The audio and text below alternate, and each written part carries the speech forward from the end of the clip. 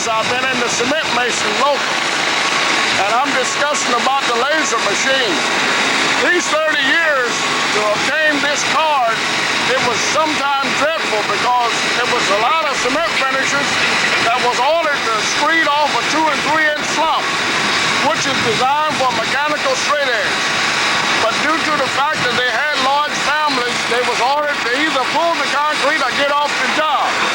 So therefore, this invention of the laser screed, as far as I'm concerned, it is an act of God to aid and help the cement finishers, those that remain. Thank you. The perfect process of hand screeding concrete floors has become obsolete. Introducing the Somero 240, a self-propelled, laser-guided vibratory screed designed to minimize manpower and maximize productivity. The Somero 240 Laser Screed allows you to produce slab-on-grade concrete floors flatter and stronger than ever before possible, in less time, with less manpower, for less money.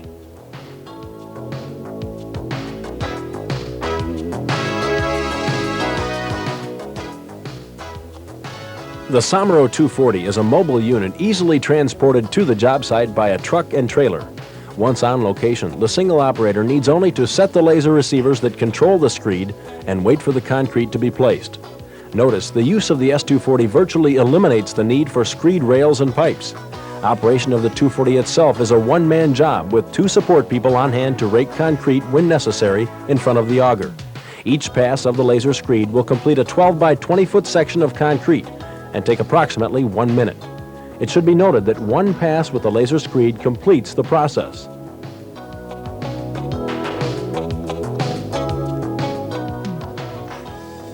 Now let's examine the quality of work. With the naked eye, one can see that the completed concrete surface is level and smooth. In fact, the Somero 240 produces this type of surface with little or no bull floating. To be specific, the American Concrete Institute has established an F number system for evaluating floor levelness. The higher the number, the more level the floor. Using this system, we find that floors placed with the Somero 240 consistently have an FL number rating 200 to 300% higher than floors that were hand screeded.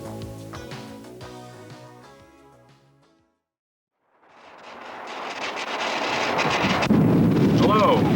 In the following presentation, we here at Somero Enterprises would like to introduce you to what's probably the most exciting and useful machine to be used by concrete contractors since the invention of the ready-mix truck. The laser screed, without question, has had, of all the devices ever invented, it has had the most profound impact on improving FL, the levelness number, of any device that's ever been built. It's gotten to the point in certain parts of the country that unless a fellow has got laser screed experience, the general contractor is simply dismissed.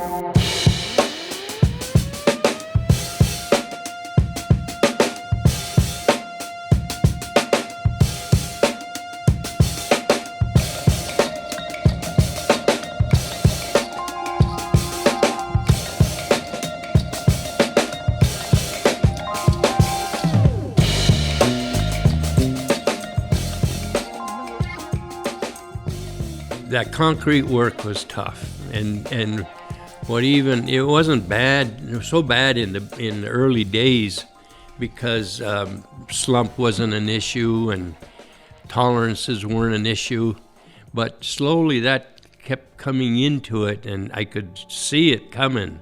The first years that I was there, we often could pour pretty wet concrete. It was real loose and not hard to rake or screed, but as we were going, we would start working on projects that were demanding lower slump concrete. It was specified at, like a 4-inch slump, and getting more and more of those projects, that slump became a real big issue in our daily placing and finishing. They're starting to talk about 5-inch, 4-inch, 3-inch, and then they're starting to talk about tolerances. At that time, it was at 8 and 10 feet.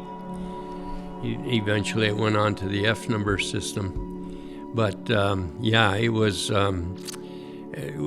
something had to be done. And that was a big advantage that we gained, when Dave bought a 40, 50-foot power screed, and but it was still a lot of work to prepare, to get the pipes in all at the right elevation and move the screed around. You'd have 2-3 guys, on each side moving that one end of it and trying to move it into position. And once it was down on the pipe and you're pouring, you could keep pulling it, but you had to always do a long, narrow strip. So it'd be 30, 40 feet wide by 100 or 200 feet long, and then you might even have to pick up the power screed, vibrating screed, and then carry it over to another section of the building because you had to do another narrow 30-foot wide strip.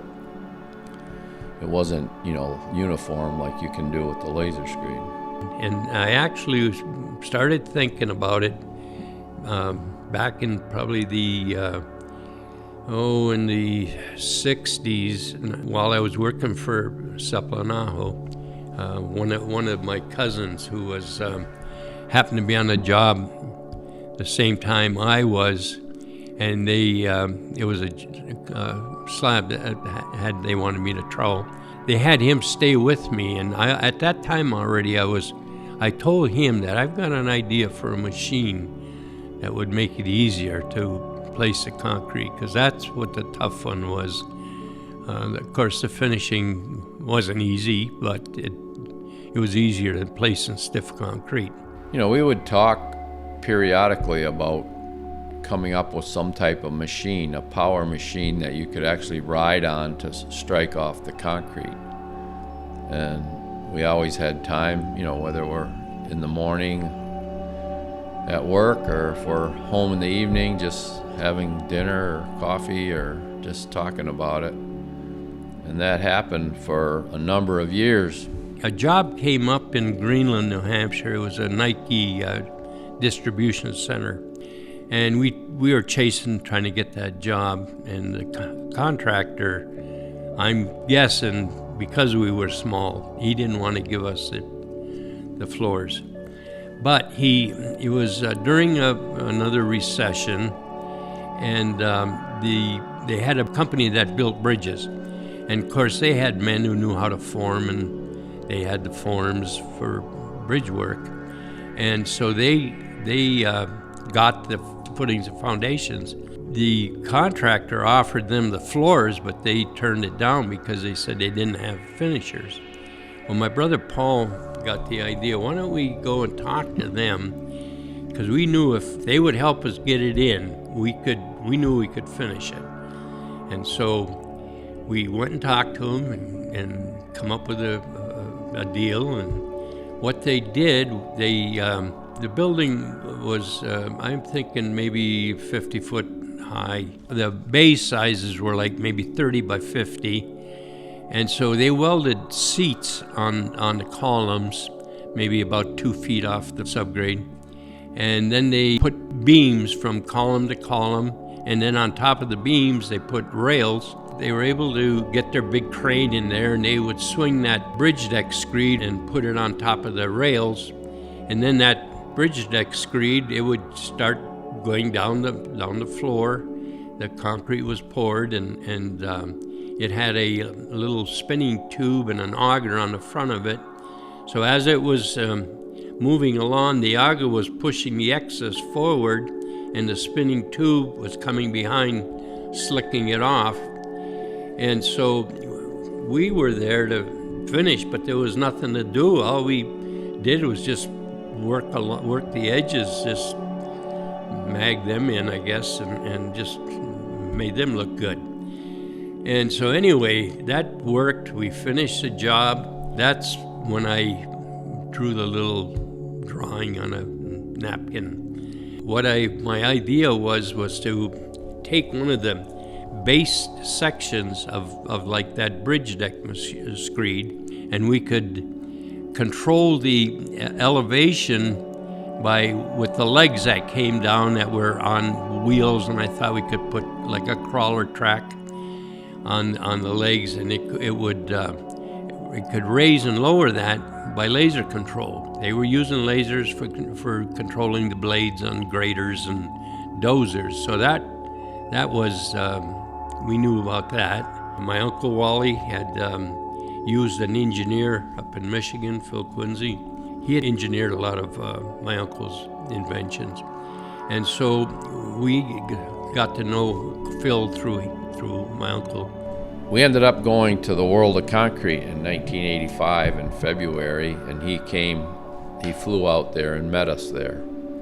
So we spent 3 days walking the whole show. It's like 1 million square foot at that time. I know it's bigger now.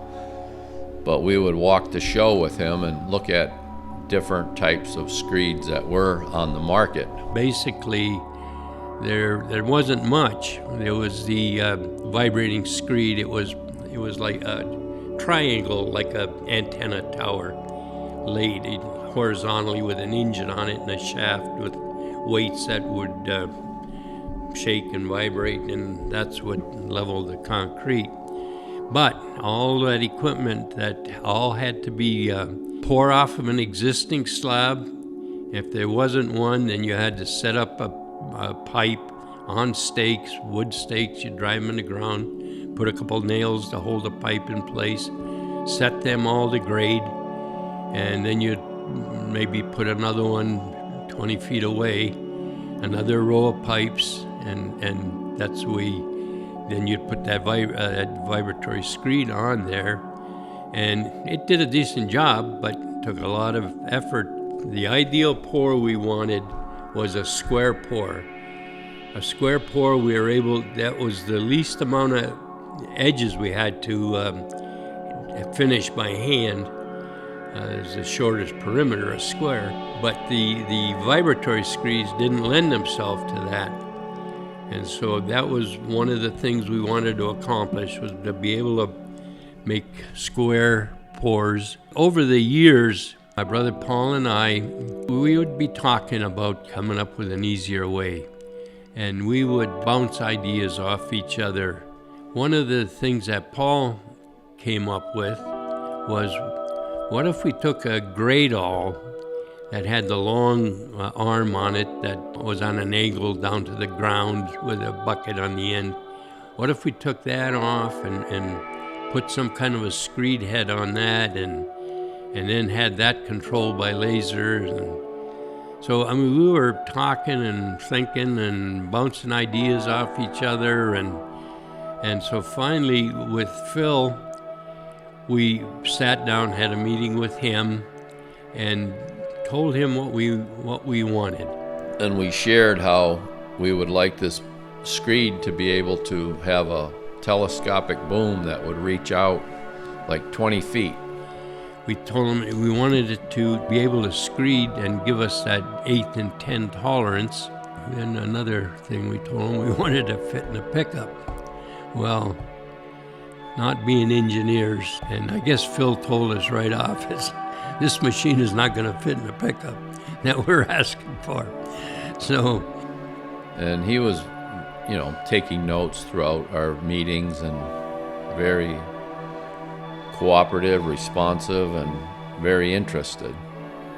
So when we left that show in February, he said he was going to go back to his home office in Michigan, and he'll design something for us and let us know. And I believe it was somewhere in May or June that he had the drawings done, but he did tell us it will not fit in the back of a pickup truck. And then he designed our first laser screed, and during that summer, the Niemela family actually, built the machine that he designed in northern Michigan. And our Uncle Wally was actively involved with his boys, gearing them up to make the machine, and he was partnering with us as one of our partners. So in September of '85, they were pretty much done with the machine, and I went up into Michigan and actually, used it on sand piles just to strike it off and see how it worked, and it seemed pretty interesting, like it would be something that'll work nice. So we had it shipped out here to New Hampshire, and we had a plan to do it was a small basketball court in Brother Dave's yard, maybe 40 by 60 or 80 feet long. And I remember we were going to pour that as a sample when the machine came. And I did tell Dave the day before, we had it all formed up and it was ready to place concrete. And I said, why don't we just do one strip across? So it'll be like 20 by 40 foot, and just to test the machine. And it was a very good reason, a good idea, because when we did use the machine for the first time to strike it off, the surface of the concrete as it would slide forward looked like a washboard. It would go up maybe an inch and down and up, all in, like, it would go up an inch in about 3 inches and then back down. It was just constantly moving up and down, like it looked like a washboard, which is not acceptable at all. So, we cleaned up the machine and talked to Phil Quincy, and he did some work on the controls with the hydraulic controls. He said it wasn't fine-tuned enough. Those triggers that would tell the machine to go up or down as the laser beam would strike across it. So anyhow, that was our first. We ended up doing it in like 3 or 4 days, that court, but it was allowed us to keep improving the machine's design. Phil didn't feel that a telescoping boom with these tolerances we wanted. He was afraid there's going to be too much play in the boom sections, that it wouldn't be able to maintain that 1/8 and 10. And so what he did, first Laser Screed, it had a rigid boom, and it was like 30 feet long, and it would travel through the machine, and the screed head was out on the end of it. You dump the concrete on the ground, move into position, and then you'd retract the screed head, and it was augering and vibrating the concrete as it was retracting. And then we would move to the side. After that first machine, it also was, I think we asked for four-wheel drive, but I don't know what the reason was. It ended up being a two-wheel drive, and it was getting stuck in the sand. And then we had that long 30-foot boom. We had to maneuver around columns, and it worked, but it was not what we wanted. Dave and I were very excited, and we continued to bring it out to job sites then. And it was just interesting to me because some of our key employees there in the field didn't like the machine, and they weren't interested in having it on the job, and they were actually like, they would let us know they'd rather not use the screed today, and we said, no, we have to use it today. And it was puzzling to me because this was an exciting moment in our life, and why you would not want it there, I couldn't quite figure out. But when I'd go on the jobs, it would get stuck in some of the, just even moving from the outside of the building just to get it inside. Often there'd be a real sandy driveway going in, and the machine was only two-wheel drive, so it would be getting stuck in the middle of the driveway until it got into the building where it was a little more firm base. But even then, you'd have projects inside the building that had a soft base, and as the screed operator was trying to move to go to the next position, it would start spinning, and it wouldn't, you'd have to get something to pull the laser screed forward or move the boom out to shift the weight, and then you could move forward again. And we also had a rigid boom that was not a telescopic boom on our first prototype. So this rigid boom would actually, it was 28 feet long, and it would move forward 20 feet and then move back. But when it came back 20 feet, the back end of that boom would actually go behind the machine, so it stuck out like another 8-10 feet behind the machine. And you always had to deal with the columns, and when you went to turn the machine, rotate it, 30-40 degrees, you had to watch so the back end of the boom wasn't going to hit men or columns, or even maybe some drainage lines or whatever, pipes coming up out of the ground. So that was one of the real crucial negatives of our machine that we had first built. And we talked to Phil Quincy about it, and he started on a whole new machine that was going to have a telescopic boom. And we were using Sun diesel engines. I believe that's what they were. They were kind of an off-brand diesel, and we switched to a Deutz. And then we went to four-wheel drive and the telescopic boom. Those were some of the big changes that we made, and there was a huge difference in the quality of, time use of each pour. And that was probably in '86, I believe, we had that one completed, the end of '86. All machines after that were telescoping booms. It worked not because of what we thought. The problem is that the laser beam, if you set up a transmitter and you took a handheld receiver and you walked 100 feet away from it and you started with the receiver up in the air above the laser beam and you slowly lowered it, it would beep, but finally when you got on grade, there'd be a solid beep, and if you put a line on that where that was, and then if you started from the bottom and started going up, you'd end up, the two lines would be about, maybe 5/8 of an inch apart due to the width of the beam and the tolerances of the receivers. And at that time, you could hand screed a job.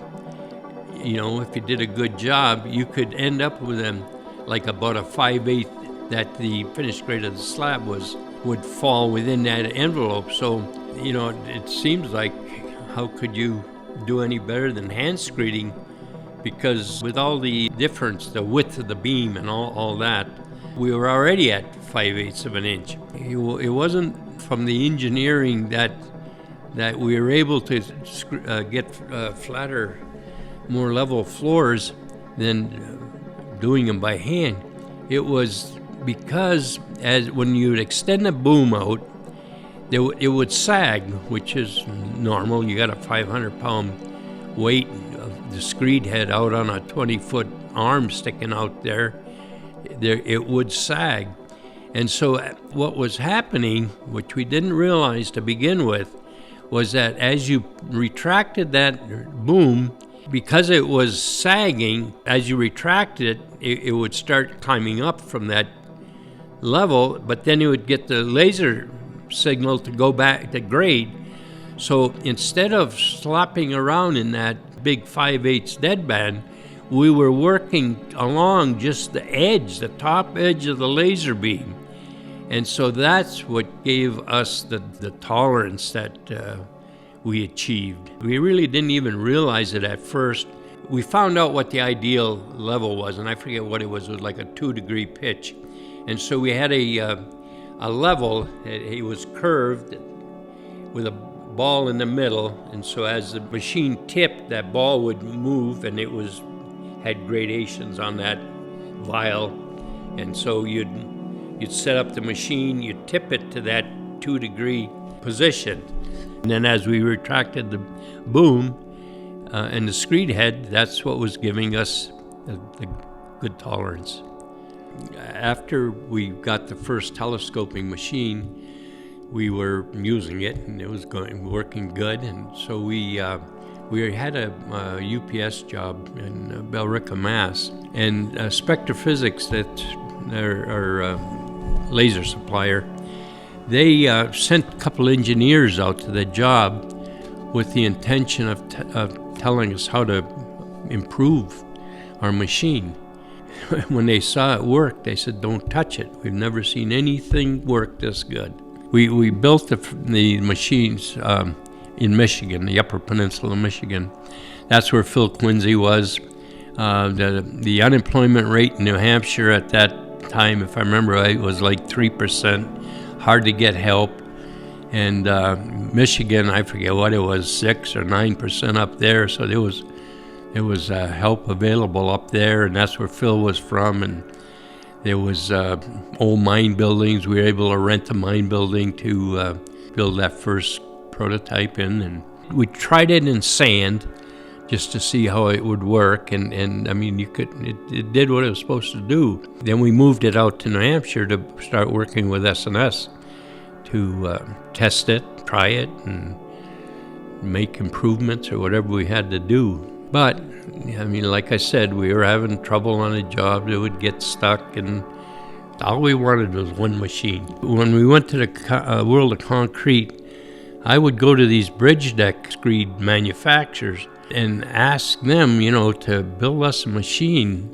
All we wanted was one machine for ourselves. I'd be laying underneath their machine and telling them what I think should be done and whatnot. And, well, I didn't get any excitement out of them. Got so after, I don't know, maybe 2-3 years of going to the World of Concrete talking to them, I kind of got the feeling as when they saw me coming down the aisle, oh boy, here's that nut from New Hampshire again. One of them did. I think it was $100,000 they wanted, which was a lot of money. We didn't take that offer. Might have been cheaper to do it, but we didn't anyway. Maybe about that time is when we found Phil and were able to do it ourselves then. And of course my accountant, he didn't think we should do it because he said, what do we know about manufacturing? And we did it. Another guy early on told us nobody will ever place 2 strips of wet concrete side by side. You always had to have one end of the screed on a slab, or then you had to have it on pipes or something. So here we were. Here what we were doing is we were putting 1 strip of wet concrete side by side. Well, that's what we would have to do if we're going to be pouring square pours. Yes, the first screed, we were having trouble trying to sell them in the U.S. I thought the sales was going to be the easiest part of the thing. We invented it, we made a prototype, we got a patent. That was all relatively easy compared to what I thought was going to be the easiest, being the selling.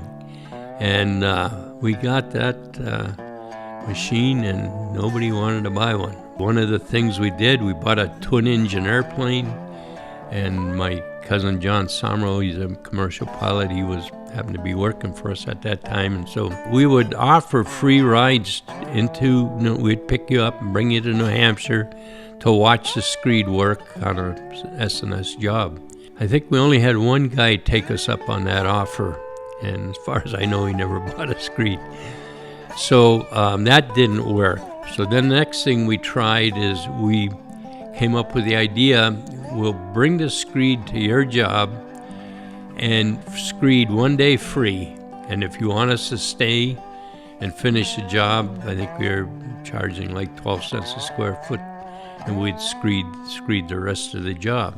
That worked. Before that, when we probably still just had the plane, I guess, and which wasn't working, Spectrophysics, they were coming out with a new brochure, and they asked if they could put the Laser Screed in there, and of course we were happy to have them do that. And so they had pictures of dozers and graders and other equipment that they put lasers on. And then they had the screed they was down in the bottom right-hand corner of their brochure, and what it said is other uses. So that didn't really help us much. And there was a Spectrophysics dealer in England, John Kelly Lasers. Being a Spectrophysics dealer, they got these brochures.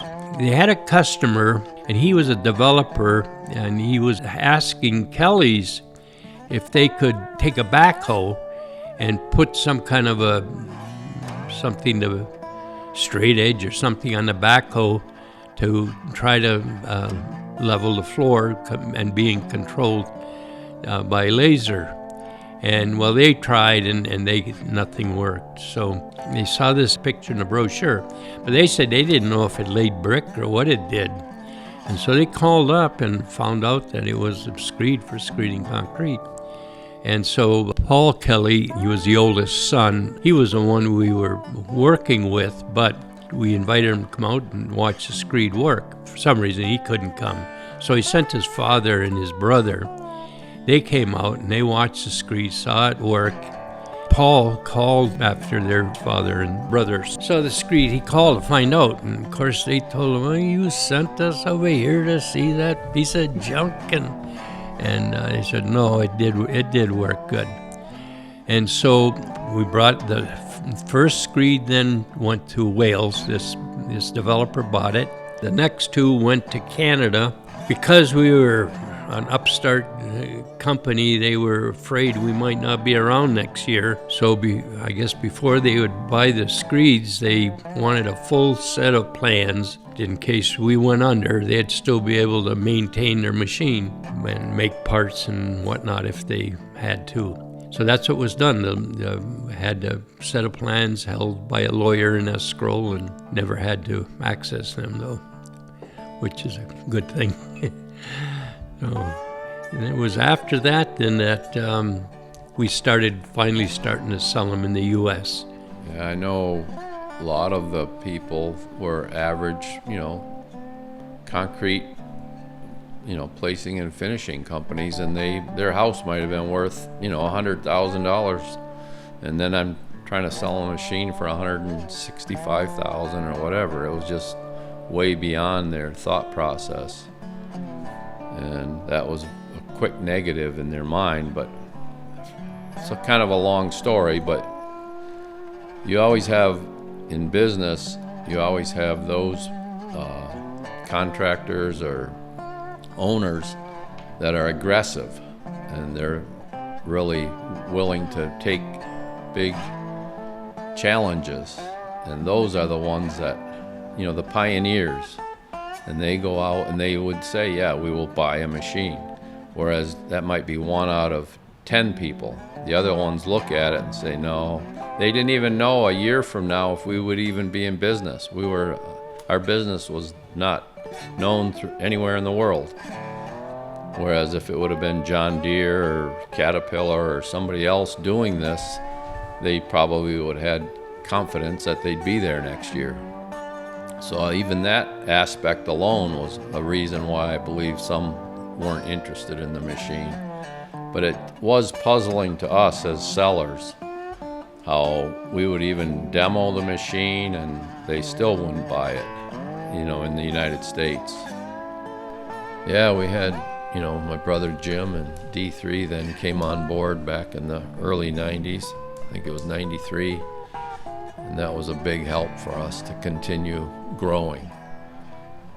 And they all had their own portions of the business that they ran and did an excellent job. Very challenging, it was very busy, but it was just great people. We had great employees. Paul and Jim and Dave and I got along great. And it was a real wild ride, though. It grew so fast. The plant was in Michigan, and I was right there working out of the plant. And I was doing the sales for the United States and Canada. D1 was doing the rest of the world. And just doing a lot of traveling, though, but it was all worked out good in the end. There was definitely, we had paid our home off and had to go and take a mortgage and buy in, and didn't know, how the sales were going to go. They weren't going real strong by any means at that point. And it was where the customers, it was such a new product that people just couldn't wrap their arms around it. And so they were having a hard time. It wasn't proven, it wasn't known. So there was a lot of legwork to be done to prove the product and get it to have a good reputation. Kind of real glad to try something else. Like I said, we both remortgaged our houses because they were paid for, and I think I talked to Tyke, and I don't know if we did much talk on it, but I think we felt there's nothing to start over again, even if it's just go rent a little house if we end up, things go south on us. And that's the way she and I felt, and just see how life goes. And as it ended up, it went, even though it was a fast growth, 6 years we were all together. It was, I mean, Dave had it, they all had it hard, Dave and Paul. You know, Paul, he was, you know what he's like, and Dave, I was surprised how he did international sales so well, you know, Mexico, and had people coming from England and Caesar from Mexico, and then things up in Canada, but still struggling, like so many did not want to buy them, even though they got to try them out. Well, I just think one is the mental paradigm of spending $165,000 for a screed when the most expensive screed on the market at the time was about $3,500. And that was just mind-boggling for him to think of spending that kind of money for a screed without understanding all the labor saving and the quality improvements, which I tried to point out to them, but they still just couldn't do it, you know, in their mind. And then what really helped the most, I think, where we saw the big change in getting people to buy them, was when Coca-Cola and different companies started putting it in the specs that the floor had to be done with a laser screed. And then that was turned the switch for us. From then on, it became much easier, and it was rolling then. Alfred Lewis was a big concrete contractor from Douglas, Georgia, and he had contacted me by phone and was interested in information on a laser screed. At that point, I'd never talked to him before in my life, never heard of him, and I sent him out a packet of our literature along with a VHS tape, which was state-of-the-art at the time, and he received it, looked through it all.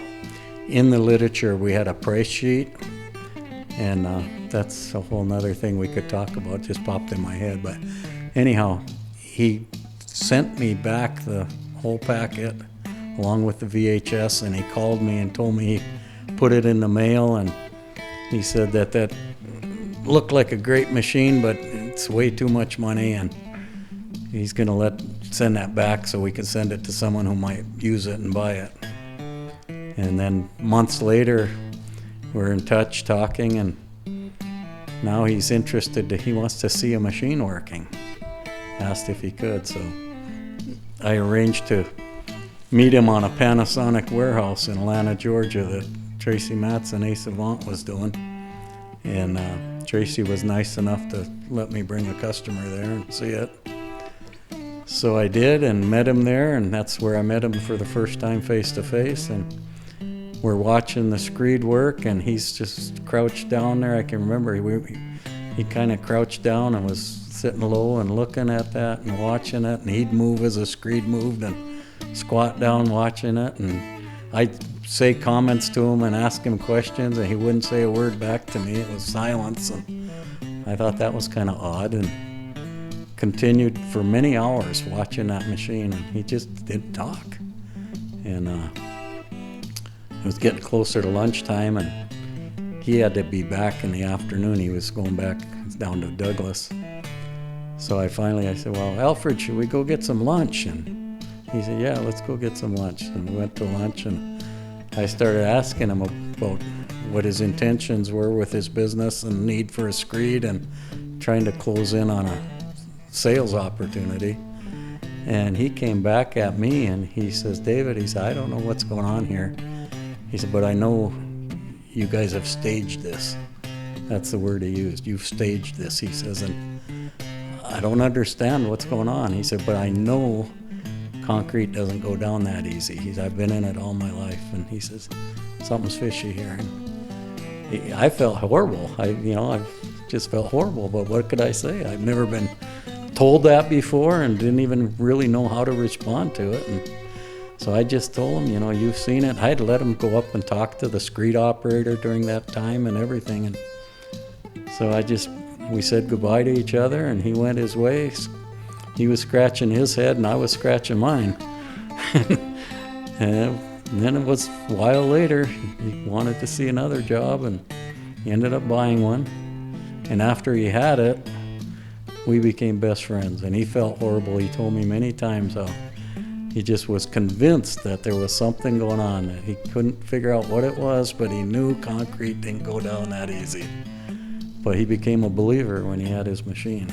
And he loved it and did a lot of work with it. Basically, our big pours early on by hand were, 5,000, 10,000 square feet, and we may even do a 15,000 or whatever, but that would be 20 guys or 15 guys or whatever. So it was always a lot of work. And then with the Laser Screed, we were able to continue doing those types of square footages in a day, but we would not need all the employees there to do it. So we actually would go on, some of them would go to another job and prep it for the next day while we're pouring, one job. But as we were growing, we had a customer down in Alabama who became a friend of mine, Ben Beavers. And he called me once. He was busy pouring concrete in Alabama. He had a big operation going, and he asked me if I would come down with some of S&S's guys, and he wanted to do 100,000 square feet in one day. So I said, sure, we'll come down. So we loaded up some guys and went down there, and we placed and finished 100,000 square feet, and that was like the biggest pour I had ever been involved with. So I was pretty excited about it and thought it was pretty rewarding. And then we came back and continued doing concrete here. And then he called me about a year later, and he said he had a 250,000 square foot project that he wanted to do in one day. And I just would shake my head and say, okay, we'll come down. So we went down and we poured a 250,000 square feet. It took probably close to 24 hours to get it placed and then finished. But it was maybe 30 hours by the time it was done, from one end to the other. So we went home pretty excited about making the biggest pour in the world, as far as we knew, 250,000 feet. And it wasn't too long later, maybe another year or so, that one of our customers was in St. Louis, and he did a 500,000 square foot. So he doubled us in one pour. But he did 500,000 square feet in one day. And I thought that was amazing, because that was the end of our being the top chief in placing concrete. We took second place. Dave had the story about that Canadian one that they had it up there for some weeks, loaning it, demonstrating, and the guys were all going to quit if the company bought it. Dave, he probably went over that story already. And but then a year went by, they never did buy one. Then they came, that same concrete contractor said, if you don't buy one, my men are all going to quit. I guess they remembered how beautiful days they had with that Screed doing all the work. But they were afraid they were going to lose their job if they ever bought the Screed. So took them a year to sink into their heads.